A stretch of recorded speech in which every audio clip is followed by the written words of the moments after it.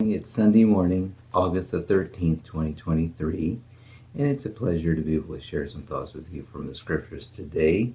And we welcome you to this devotional time. I'm Pastor Mike Custer at the Pastor Bible Baptist Church in Grand Forks, North Dakota. And for our devotion today, we're going to read Psalm 25 again, verse 19 and 20 this time. Psalm 25, verse 19 and 20 say this: "Consider mine enemies, for they are many, and they hate me with cruel hatred. O keep my soul and deliver me. Let me not be ashamed, for I put my trust in thee." And these last few words really are the key to the issue. Where we face all kinds of troubles, all kinds of problems, but my hope is in the Lord, and let me not be ashamed because I put my trust in thee. And I'm looking to the Lord in the face of all of these challenges, these difficulties. And this is what the psalmist mentions as the answer. He says, "Consider mine enemies, for they are many, and they hate me with cruel hatred." Yes, there are a lot of things that aren't fair. And what is fair? Is life fair? If we could see things from God's perspective, we would say, yes, life is always fair, but we don't always, and it's hard for us to see his perspective because we're focused so much on ourselves. We're focused so much on how this affects me.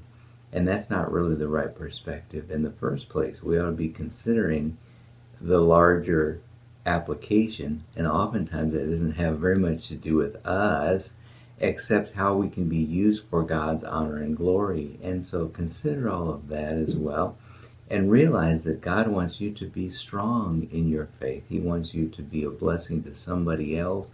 It doesn't necessarily mean it doesn't necessarily have application for you personally, but it could be a blessing to somebody else. Sometimes to see you experiencing difficulties and challenges in your life and others rejecting you without a cause. The Bible speaks of those who hate me with cruel hatred. That's not fair, you say, unless we have deserved that kind of treatment. And in most cases with a child of God, that is not the case. But there's a great purpose that's involved, even though we don't see it, even though we don't understand, even though we can't justify this kind of treatment or this kind of response by people. Did Jesus deserve to have the beard plucked out of his face by the roots? Did Jesus deserve to be spat upon and beaten and punched in the face and whipped with a whip and have a crown of thorns platted upon his brow? Did Jesus Christ deserve to have those nails driven into his hands and his feet and the spear in his side and crucified? No, he didn't deserve any of that. But he came and he was willing to experience all that for our benefit, for our good, so we could be profited by it. And